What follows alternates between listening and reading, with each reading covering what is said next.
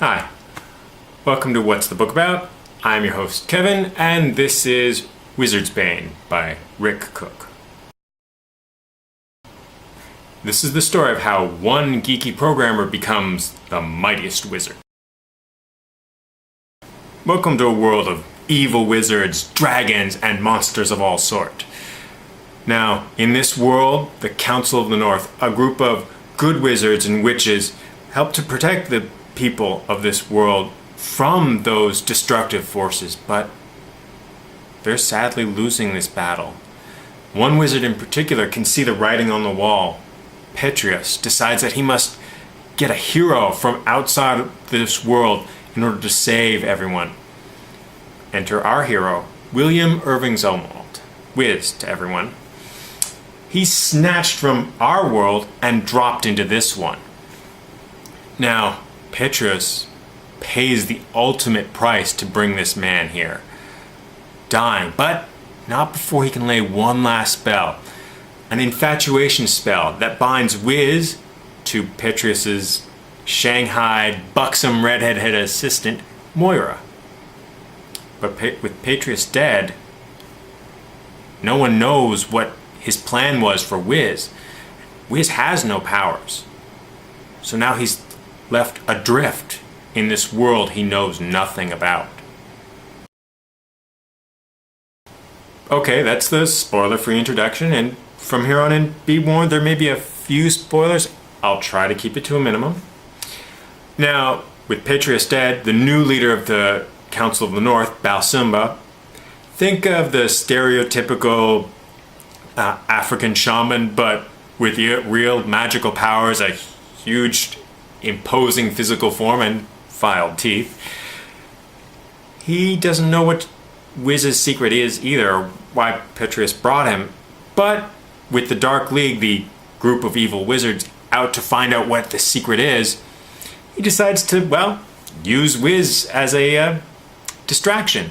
He sends Wiz and Moira off into the Wildwood, basically the Enchanted Forest, and in order to distract the Dark League so they could take advantage of this and strike at them.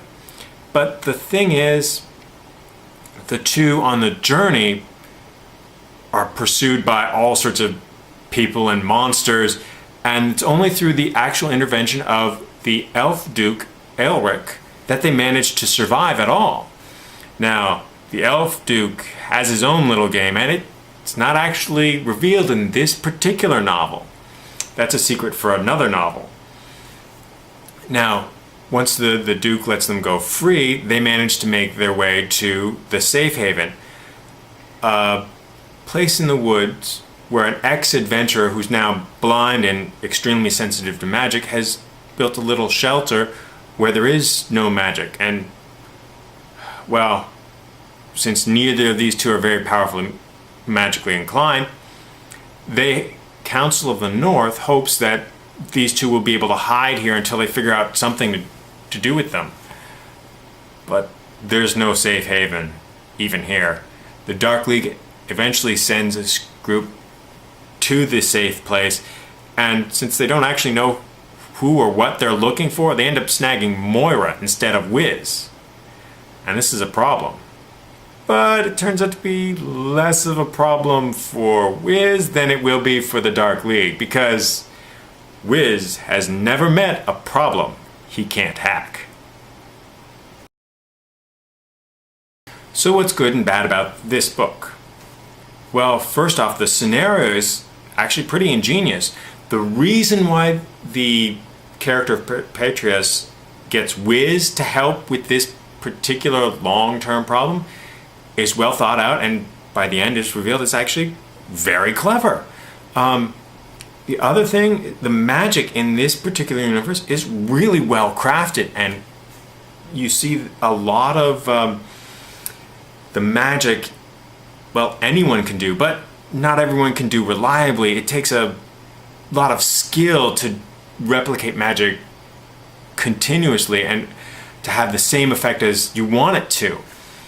So there's lots of stories peppered in the novel about things that went wrong, people who tried to use magic without really understanding it, cause havoc to the world, and so that using magic has consequence and reshapes the world.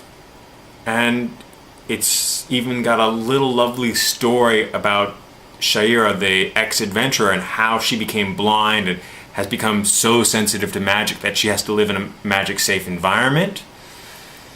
And all these little building blocks help Wiz to create his own magic.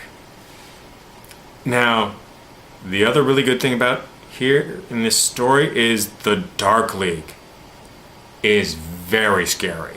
They give several examples where the evil wizards are just casually being cruel, and it is frightening, and it kind of makes sense why they're the more powerful particular wizards and why they're also so disorganized that they don't really trust each other. The classic evil trope, but it kind of makes sense in this particular universe. And the love story between Wiz and Moira is simply excellent.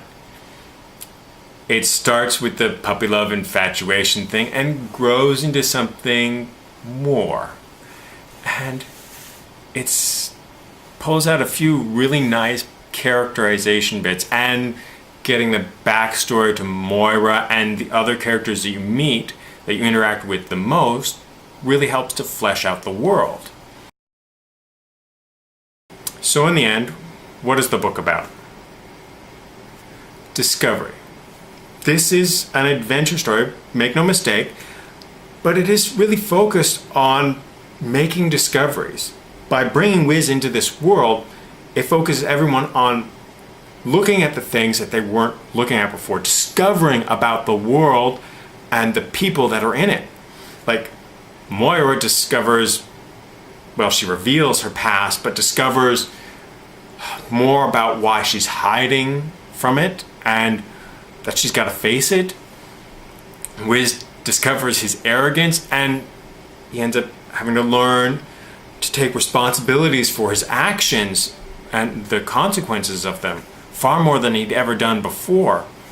Shaira, she discovers that despite having lost her sight, her magic, and her love, that she's found a way and a reason to keep on living.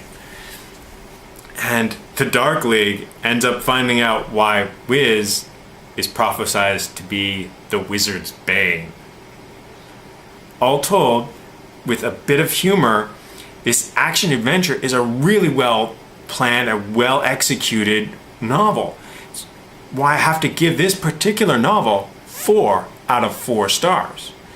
Now, it's published by Bane, and it can be a little hard to find the individual paperback, but you can get it as a double bill called Whiz Biz, where you get the first novel and the second novel together, or you can get it as an ebook. So there's no reason you shouldn't go out and get it. You should get it now. Read it and enjoy. Till next time, have a good one.